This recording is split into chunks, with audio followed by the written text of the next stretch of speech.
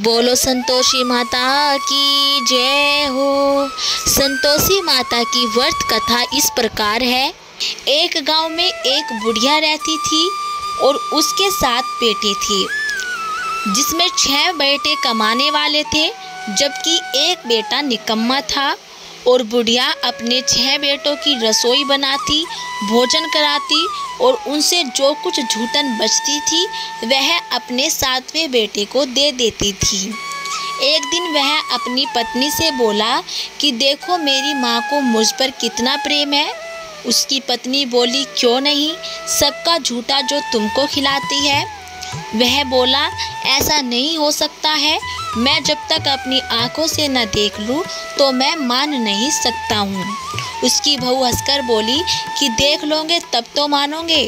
कुछ दिन बाद त्योहार आया। घर में 7 प्रकार के भोजन और चूरमे के लड्डू बने। वह जांचने को सिर दुखने का बहाना करके पतला वस्त्र सिर पर ओढ़े रसोई घर में सो गया और वह कपड़े में से सब देखता रहा। उसके 6 भाई भोजन करने के लिए आए और उसने देखा कि उसकी माँ ने उनके लिए सुंदर आसन बिछाकर नाना प्रकार की रसोई परोसी और आग्रह करके उन्हें जमाया।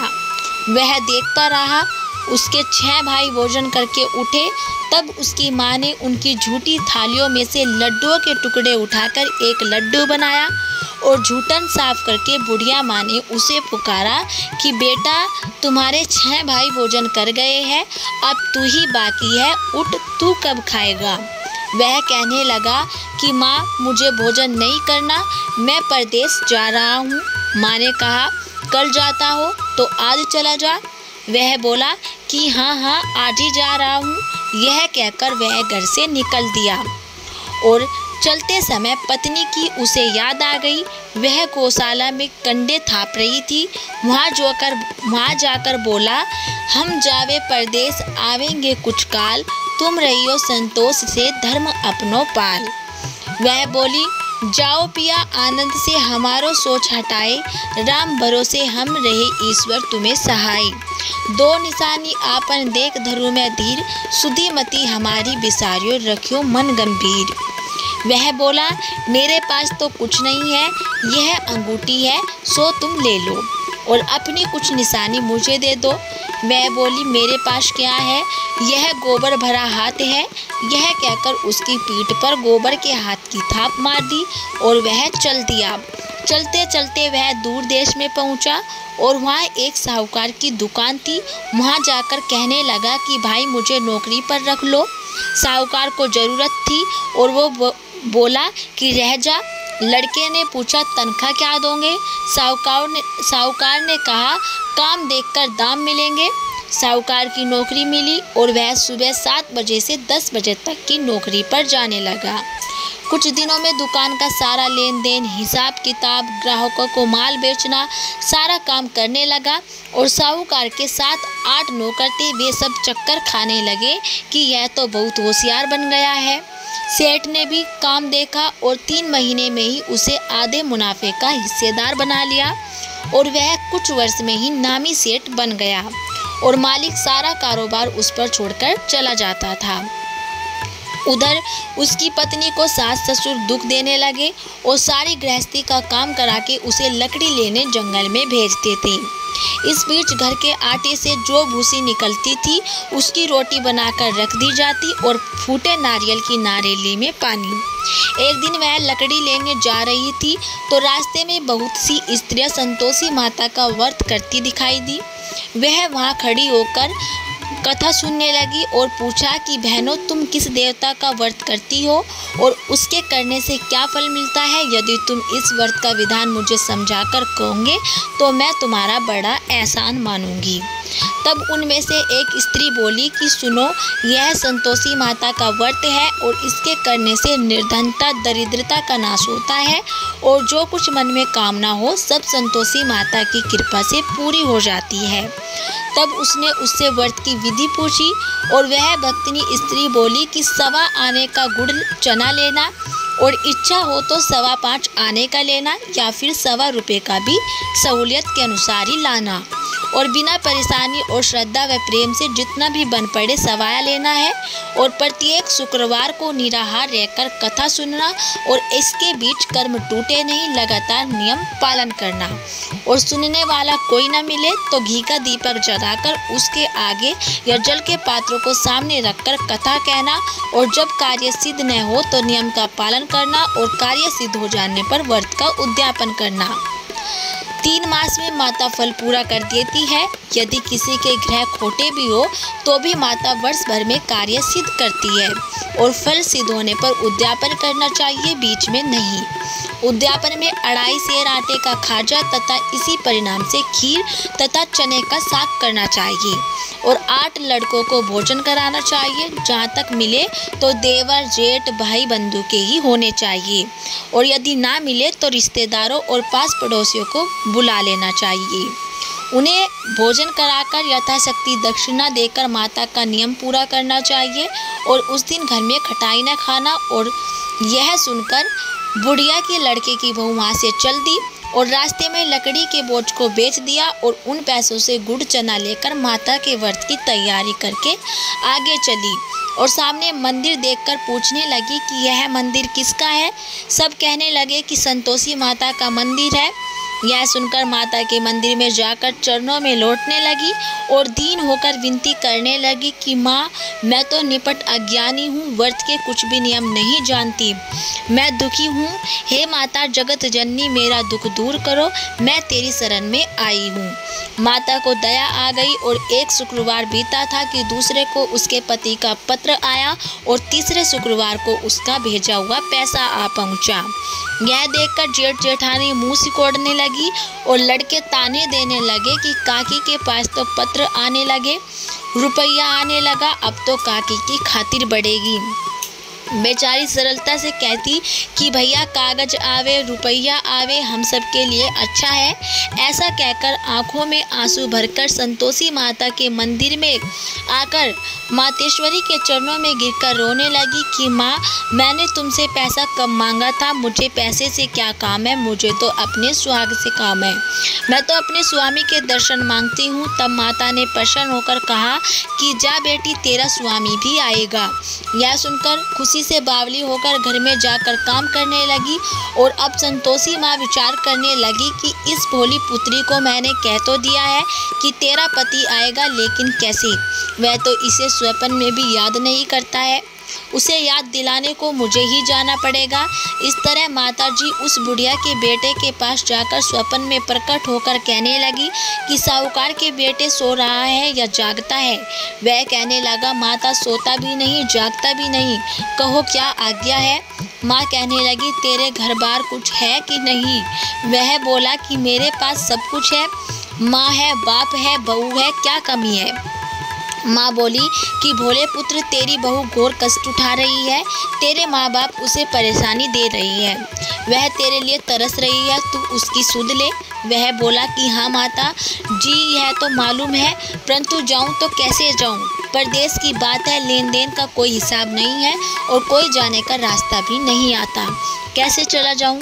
माँ कहने लगी, मेरी बात मान, सवेरे नहा धोकर संतोषी माता का नाम ले और घी का दीपक जलाकर दंडवत कर दुकान पर जाकर बैठ जा। देखते ही देखते सारा लेन देन चुक जाएगा और जमा का माल भी बिक जाएगा। सांझ होते होते धन का भारी ढेर लग जाएगा। और फिर बूढ़े की बात मानकर वह नहा धोकर संतोषी माता को दंडवत करके घी का दीपक जलाकर दुकान पर जाकर बैठ गया और थोड़ी देर में देने वाले रुपया लाने लगे और लेने वाले हिसाब लेने लगे। कोटे में भरे सामान के खरीदार नकद दाम से सौदा करने लगे और शाम तक धन का भारी ढेर लग गया। मन में माता का नाम लेकर चमत्कार देखकर प्रसन्न होकर घर ले जाने के वास्ते गहना कपड़ा और सामान खरीदने लगा और काम से निपटकर तुरंत घर को रवाना हुआ। उधर उसकी पत्नी जंगल में लकड़ी लेने जाती तो लौटते वक्त माता जी के मंदिर में विश्राम करती और वह तो उसके प्रतिदिन रुकने का जो स्थान ठहरा हुआ था। धूल उड़ती देखकर वह माता से पूछती कि हे माता, यह धूल कैसी उड़ रही है। माता कहने लगी कि हे पुत्री, तेरा पति आ रहा है, अब तू ऐसा कर, लकड़ियों के 3 बोझ बना ले और एक नदी के किनारे रख और दूसरा मेरे मंदिर पर और तीसरा अपने सिर पर। तेरे पति को लकड़ियों का गट्ठर देखकर मोह पैदा होगा और वह यहाँ रुकेगा और नाश्ता पानी खाकर माँ से मिलने जाएगा। तब तू लकड़ियों का बोझ उठाकर जाना और चौक में गट्ठर डालकर जोर से आवाज़ लगाना कि लो सासू जी, लकड़ियों का गट्ठर लो, भूसी की रोटी दो और नारियल के खेपड़े में पानी दो। आज मेहमान कौन आया है? माता जी से बहुत अच्छा कहकर वह प्रसन्न मन से लकड़ियों के 3 गट्ठर बनाई और एक नदी के किनारे पर और एक माता जी के मंदिर पर रख दिया। इतने में मुसाफिर आ पहुंचा और सूखी लकड़ियां देखकर उसकी इच्छा उत्पन्न हुई कि हम यहीं पर विश्राम करें और भोजन बनाकर खा पीकर गांव को जाए। इसी तरह रुककर भोजन बनाकर विश्राम करके गांव को गया और सबसे प्रेम से मिला और उसी समय सिर पर लकड़ी का गट्ठर लिए वह उतावली सी आती है और लकड़ियों का भारी बोझ आंगन में डालकर जोर से 3 आवाज़ देती है कि लो सासू जी, लकड़ियों का गट्ठर लो, भूसी की रोटी दो, आज मेहमान कौन आया है। यह सुनकर उसकी सास बाहर आकर अपने दिए हुए कष्टों को बुलाने हेतु कहती है कि बहू, ऐसा क्यों कहती हो? तेरा मालिक ही तो आया है। आ बैठ, मीठा भात खा, भोजन कर और कपड़े गहने पहन। उसकी आवाज़ सुनकर उसका पति बाहर आता है और अंगूठी देखकर व्याकुल हो जाता है और माँ से पूछता है कि माँ, यह कौन है? माँ बोली कि बेटा, यह तेरी बहू है। जब से तू गया है तब से सारे गांव में भटकती फिरती है और घर का कामकाज कुछ करती नहीं, 4 पहर आकर खा जाती है। वह बोला कि ठीक है माँ, मैंने इसे भी देखा और तुम्हें भी। अब दूसरे घर की ताली दो, उसमें रहूँगा। माँ बोली ठीक है, जैसी तेरी मर्जी। तब वह दूसरे मकान की तीसरी मंजिल पर कमरा खोलकर सारा सामान जमाया और एक दिन में राजा के महल जैसा ठाट बाट बन गया। अब क्या था, बहू सुख भोगने लगी और इतने में शुक्रवार आया और उसने अपने पति से कहा, मुझे संतोषी माता के व्रत का उद्यापन करना है। और पति बोला कि खुशी से कर लो और वह उद्यापन की तैयारी करने लगी और जेठानी के लड़कों को भोजन के लिए कहने गई। उन्होंने मंजूर किया, परंतु पीछे से जेठानी ने अपने बच्चों को सिखाया कि देखो, भोजन के समय खटाई मांगना, जिससे उसका उद्यापन पूरा न हो। लड़के जीमने आए और खीर खाना पेट भर खाया, परंतु बाद में खाते ही कहने लगे कि हमें खटाई दो, खीर खाना हमको नहीं भाता, देखकर अरुचि सी होती है। वह कहने लगी, भाई खटाई किसी को नहीं दी जाएगी, यह तो संतोषी माता का प्रसाद है। लड़के उठ खड़े हुए और बोले, पैसा लाओ। भोली बहू कुछ जानती नहीं थी और उन्हें पैसे दे दिए। लड़के उसी समय हट करके इमली खटाई ले खाने लगे और यह देखकर बहू पर माताजी ने कोप किया और राजा के दूत उसके पति को पकड़कर ले गए। जेठ जेठानी मन माने वचन कहने लगे कि लूट लूट कर धन इकट्ठा कर लाया है, अब सब मालूम पड़ जाएगा जब जेल की मार खाएगा।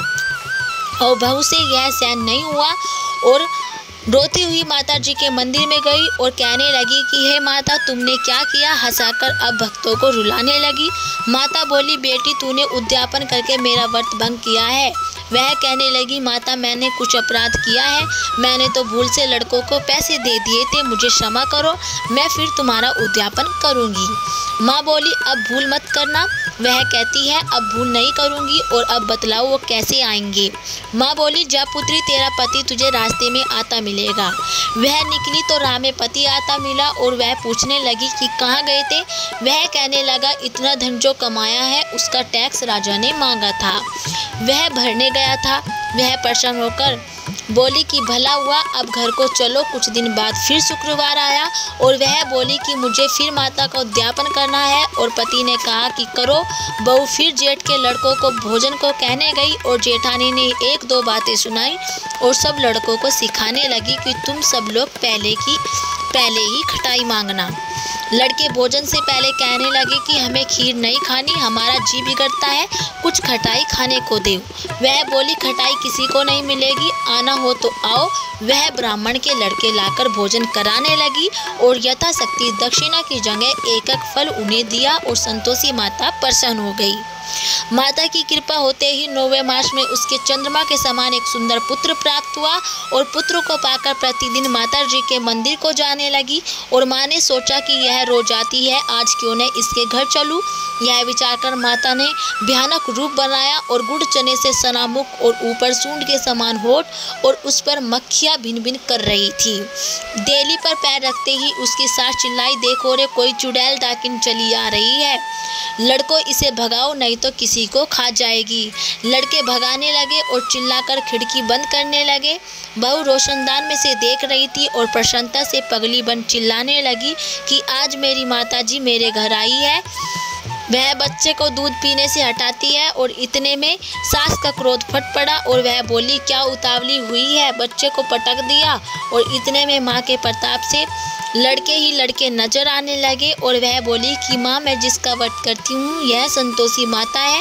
सबने माता जी के चरण पकड़ लिए और विनती कर कहने लगे कि हे माता, हम मूर्ख है, अज्ञानी है, तुम्हारे व्रत की विधि हम नहीं जानते, व्रत भंग कर हमने बड़ा अपराध किया है।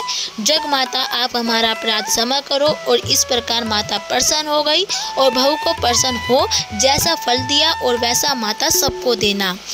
जो इस कथा को पढ़े उसका मनोरथ पूर्ण हो। बोलो संतोषी माता की जय हो। तो दोस्तों ये थी संतोषी माता की व्रत कथा, शुक्रवार व्रत कथा। यदि आपको हमारी कथा अच्छी लगी हो तो प्लीज़ हमारी वीडियो को लाइक करें और चैनल को सब्सक्राइब करना ना भूलें।